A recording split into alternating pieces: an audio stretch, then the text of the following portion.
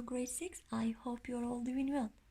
سڵاو لە گوڵە جوانەکانی پۆلی 6 هیوای تەندروستێکی باش بۆ هەمووتان ئەخوازم هەمووتان تەندروست بن گوڵەکانم پێشەوەی ئاشنا بین بەوانەی نوێ لەوانەی ڕابردوودا باسی بازنەمان کرد circle and the parts of circle radius, diameter, chord and center.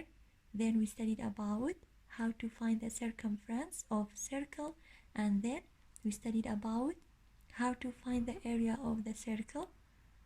گوڵەکانم باسی بازنەمان کرد و هەروەها بەشەکانی بازنە و پاشان چێوەی بازنە و هەروەها ڕوبەری بازنەمان خوێن لەم وانەی ئەمڕۆدا ئاشنا دەبین بەوانەیەکی نوێ.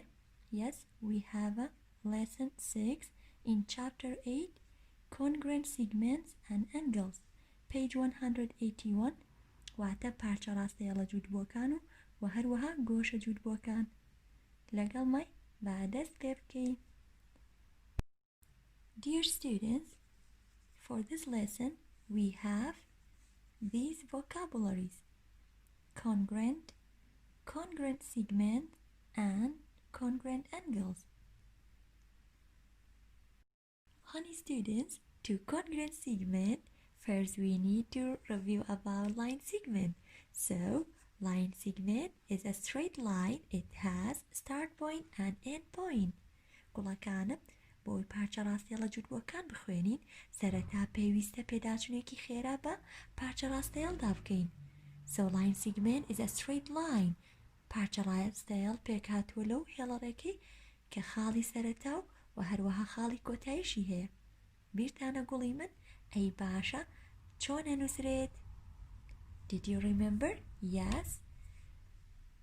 We have line segment AB. Like that. گوڵەکانم بەم شێوەیە ئەنووسین چی؟ line segment AB واتە هێماکەشی لەسەر پیتەکان دانین. باشە گوڵی من؟ Don't forget it. My dear students, when we say two line segments are congruent, گوڵەکانم ئێمە چی کاتێک بە دوو پارچە ڕاستەیەڵ ئەڵێین دوو پارچە ڕاستەیەڵی جووت بوو کاتێک هەردوو پارچە ڕاستەیەڵەکە هەمان درێژیان هەبێت.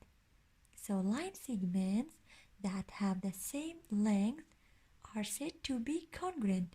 گوڵەکانم کەواتە هەر کاتێک دوو پارچە ڕاستەیەڵم هەبێت هەمان درێژیان هەبێت کەواتە ئەو دوو پارچە ڕاستەهێڵە دوو پارچە ڕاستەهێڵی جووتبوون واتە یەکسان و هەمان درێژیان هەیە. ئەگەر هاتو سێری ئەم دوو پارچە ڕاستەیەڵە بگەین کە پێشتر بۆم کێشاون. So this line segment is line segment AB and this line segment is line segment CD. So line segment AB is congruent to line segment CD. کەواتە ئەم line segmentە هەمان درێژی line segment CD هەیە و ئەشتوانین بڵین line segment CD هەمان درێژی line segment AB هەیە کەواتە ئەم دوو line segmentە چین؟ are congruent واتە هەردووکیان جووت بوون و هەروە یەکسانیشن لە درێژیدا. باشە گوڵی من؟ How to read it? So line segment AB and line segment CD are congruent. Okay, honey student? و پاشان گوڵەکانم بۆ ئەوەی بزانین دوو پارچە ڕاستەهێڵ بە یەکتری یەکسانن و هەروەها جووتن کاتێم چی بەکارێنم؟ ئەم کەرەستانە ruler and compass پرگال و هەروەها ڕاستە لەگەڵ مابن با هەنگاوەکانی دوو پارچە ڕاستەیەڵی جووت بوون پێ بڵێم. باشە گوڵی من؟ Then how to construct congruent line segments? By using these steps, and we need these materials: ruler and compass. Step 1, we draw a line that is longer than line segment EF. گوڵەکانم بۆ ئەوەی دوو پارچە ڕاستەیەڵی جووت بوو دەستنیشان بکەین سەرەتا ئێمە line segment EF دراو بە ئێمە واتە ئەم line segmentەمان هەیە و پاشان هەنگاوی یەکەم هێڵێکی ڕێکە کێشم. باشە گوڵی من؟ بەڵام بەمەرجێک درێژەکەی زیاتر بێ لە لاین سیگمنتی EF. Okay, honey students? And then step 2, we label the point H. پاشان خاڵی سەرەتا بە پوینتێک دەستنیشانەکەم هەر ناوێکی لێ بنێ H بێ B بێ T بێ is any letter. Okay, it's up to you. بەدڵی خۆت ناوێکی لێنیت و پاشان هەنگاوی سێمان هەیە. Yes, step 3, place the compass point on point E. گوڵەکانم و پاشان هەنگاوی سێم پێمەڵێت پرگالەکە یاخود کۆمپاس بڵێ لەسەر پوینتی ئی دانێ. باشە بەم شێوەیە. و هەنگاوی چوارم open the compass to the length of EF, line segment EF. و پاشان کۆمپاسەکە بکەرەوە هەنگاوی چوارەمان پێڵێت بە پێی درێژی لاین سیگمنتی EF، بە پێی درێژی پارچە ڕاستەیەڵی EF. بەم شێوەیە واتە ئێمە هەردوو لاکەمان کردوتە بەم شێوە. ئەمەمان لەسەر خاڵی چی دانا؟ لەسەردا خاڵی E، پوینتی E. پاشان کۆمپاسەکەم کردەوە. باشە گوڵی من هەنگاوی چوارم بە پێی درێژی ئەو لاین سیگمنتی گەدراوە بە من. لاین سیگمنتەکەمان ناوی چی بوو؟ لاین سیگمنتی EF. بەم شێوەیە. Then we have step 5. Step 5, look, use the same compass opening, place the compass point on edge, draw an arc. Do you know arc? Arc means کەوانە. باشە گوڵی من that intersect is the line. گوڵەکانم و پاشان ئەڵێت هەنگاوی پێنجەم ئەو پرگالی کە کردوتەوە تێکی نایت بە هەمان ئەو کرانەوەیە ئەیبین بۆ خاڵی H، یعنی ئەو لاینەی کە ئێمە کێشامانە. بەم شێوەیە و پاشان چیەکەین؟ ئەمە دەستنیشانمان کرد یاخود دامانە لکانمان بە پوینتی Hەوە. پاشان کەوانەیەکی بچووک ئەبێ هەمان درێژی بێت و پاشان کەوانەیەکی بچووک ئەکێشین بەم شێوەیە. arc means کەوانە. باشە گوڵی من ئاوایان هێڵێکی بچکۆلە بە شێوی کەوانەی. هیوادارم لێتان دیار بێت. ئەمە هەمان درێژی لاین سیگمنتی چیە؟ EF. و پاشان step 6, label the intersection point M. واتە کاتێک کە کەوانە بچووکەکەت کرد ئەو تۆ ئینتەرسێکتی کردواتە خاڵێک دەستنیشانەکەی لەسەر ئەو کەوانە بچکەوە لێ. باشە گوڵی من دا من ناوی ئەنێم point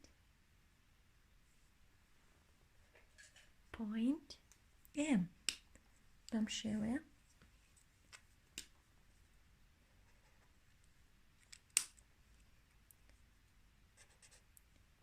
و پاشان ئێمە لەم هێڵە گوڵی من لاین سیگمنتی چیمان دەستنیشان کرد؟ لاین سیگمنتی HM کە کۆنگرنتە لەگەڵ لاین سیگمنتی EF، چونکە هەمان درێژیان هەیە.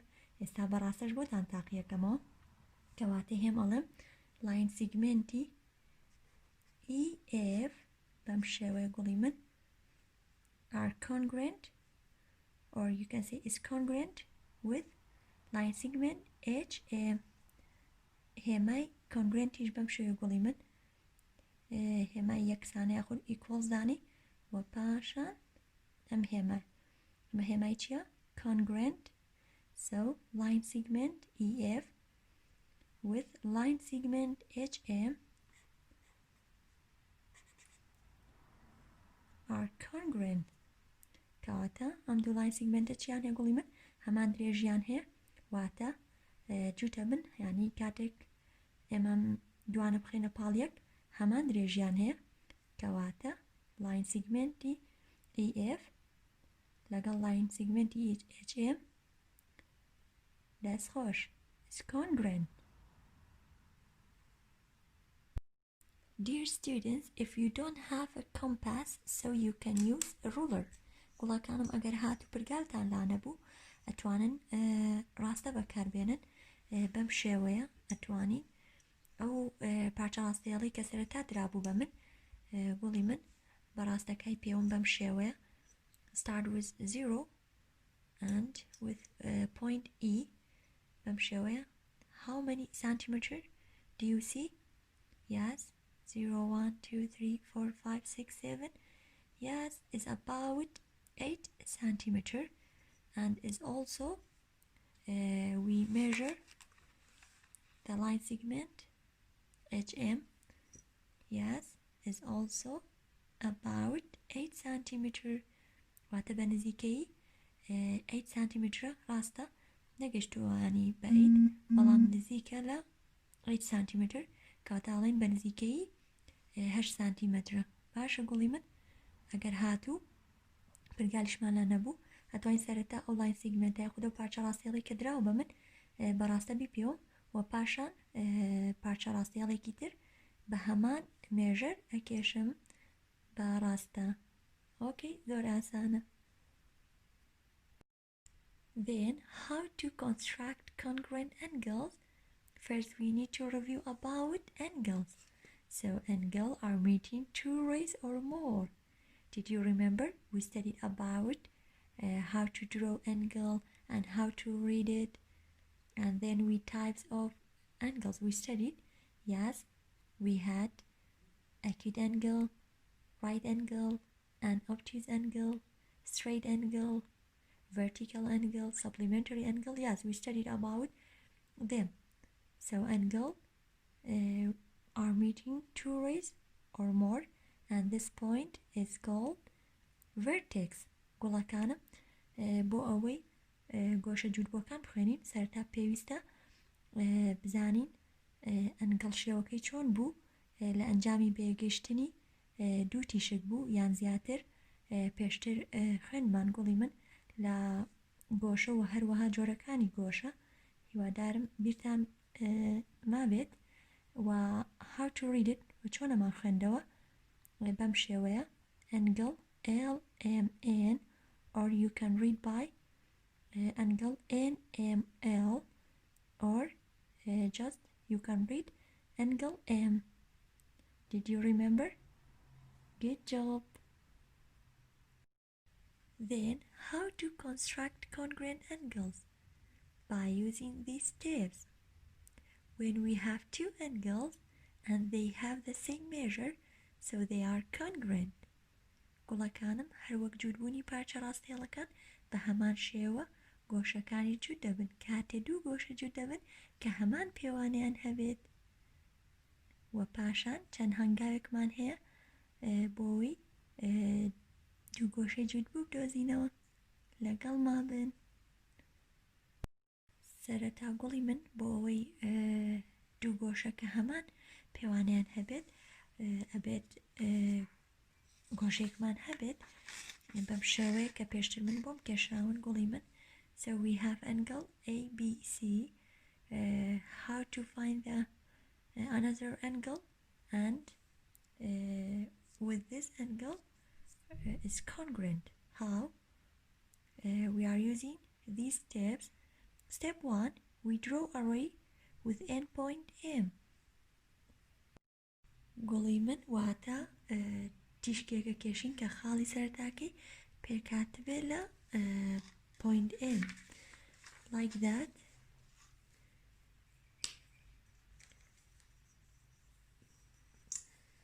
بەم شێوەیە گوڵی من. Did you remember ray? So ray is a line. It has start point but it doesn't have end point. So it's a straight line. It does have start point. It does not have end point. And the second step tell us place the compass point on B and we draw an arc through angle B. Label the points of intersection point A and point C. Honey students, So we place the compass point on B like that, and we draw an arc through angle B. گوڵەکانم واتە سەری پرگاڵەکە لەسەر پۆینتی B دانین بۆ پاشان کەوانەی کە کێشین بە دەوری ئەنگڵ B بەم شێوەیە، بەڵام بە مەرجە ئینتەرسێکت بێ لەگەڵ point A and point C. زۆر ئاسانە. باشە گوڵی من، وە لە یادی نەکەین گوڵی من لە ستێپی یەکەم واتە هەنگاوی یەکەم ئەم پۆینتەمان ناو نابوو چی؟ point M. The third step we have place the compass point on M. واتە سەری پرگالەکە لەسەر خاڵی M جێگیرەکەین گوڵی من بەم شێوەیە، و پاشان we draw the same arc واتە هەمان کەوانە کێشینەوە بەم شێوە، بەڵام ئەبێت لە خاڵێکە لەگەڵ تیشکەکە یەک بگرێت گوڵی من like that، و پاشان ئەم خاڵی کێکیان گرتۆ ناوێنین چی؟ point P.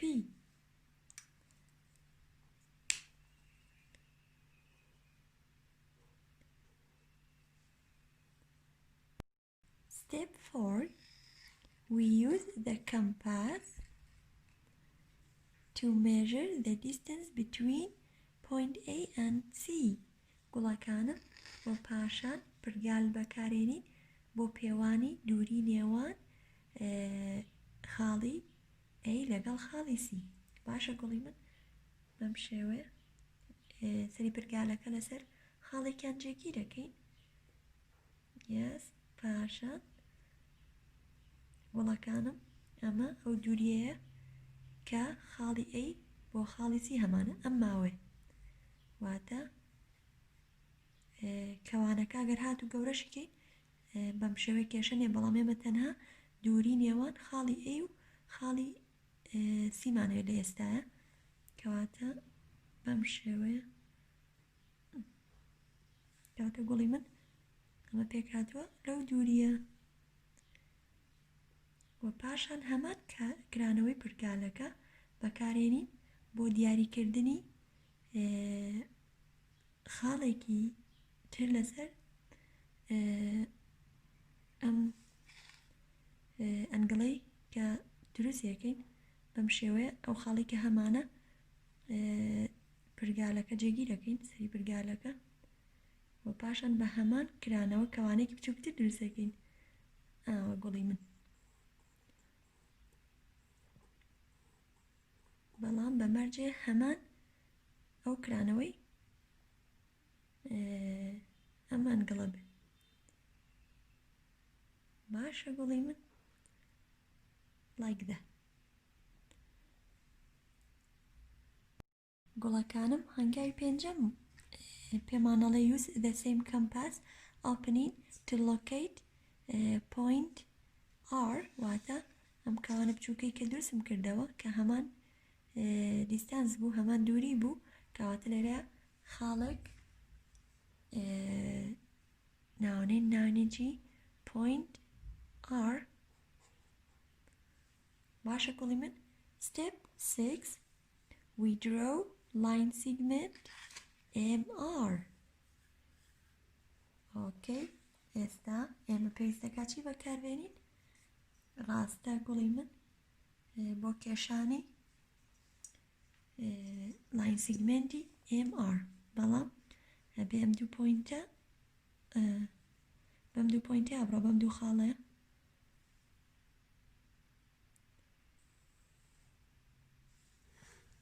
بەم شێوەیە گوڵی من، کەواتە ئێستا ئێمە چیمان دەستکەوت گوڵی من؟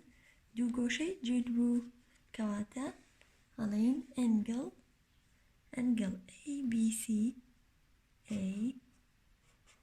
ABC congruent لەگەڵ angle RMP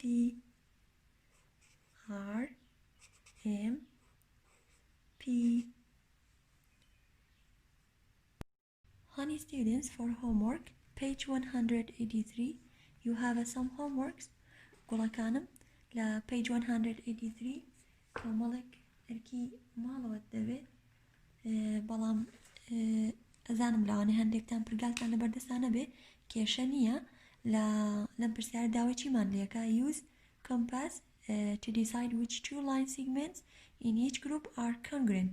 ئەتوانی تۆ چیم بۆ بەکاربێنی ڕاستە باشە گوڵی من واتە ئەو دوو پارچە ڕاستەیەڵی کە هەمان درێژیان هەیە و ناوەکانی بۆ بنووسەوە بەڵام هێمای لاین سیگمنتە بیر نەچێت و پاشان هێمای کۆنگرنتیش گوڵی من کە بەم شێوەیە باشە گوڵی من ناوی پارچە ڕاستێڵێکە لێرەوە پاشان پارچە ڕاستێڵەکەی تر کە لەگەڵ هەمانەوە پارچە ڕاستێڵەی یەکەم جوتە بێت واتە هەمان درێژیان هەیە گوڵی من داینێ کەواتە number 3 is homework number 4 number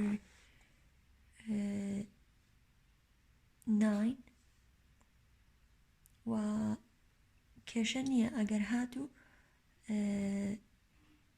ئەنگڵە نێمێ ئەگەر هاتوو پرگالە لەبەردەسا بوو خۆت چەند دانێکیان تاقیکەرەوە واتە وەرە ماوەی نێوان گۆشەکان تاقیکەرەوە بە پرگالەکە باشە گوڵی من واتە بەم شێوەیە خۆت خاڵێکی لەسەردانێ ئێساگەر هاتووە ئەمە بپێوین بەم شێوە بزانە کۆنگرنتە ئاوا دیستانسەکەی ئەپێویت بەڵام هەردوو تیشکەکە یەک بگرێ لەگەڵ ئەمەیە زۆری جیاوازەوەنی گوڵی من کەواتە پێمەڵیت کۆنگرنتە یان نا دەنانووسی yes or no باشە لاانێ بە چاویش دیار بێت number 5 is homework and number 7 number 12 باشە گوڵی من کەواتە for homework number 3 number 4 number 5 number 7 number 9 and number 12 گوڵەکانم وانێ ئەمڕۆمان بە کۆتا هات هیوای تەندروستێکی زۆر باش بۆ هەمووتان خوازم سپاس بۆ گوڵە جوانانی کە بەرداوامیان یاوە بەوانەکان هەر پرسیارێکیشتان هەبوو بە چاوان وەڵامتانەیەمەوە لە کۆمنت بۆ منووسن ئەویش بە هاوکاری خێزاندنەکانتان بێگومان سپاس بۆ گوێگرتنتان کاتێکی شادتان هەبێت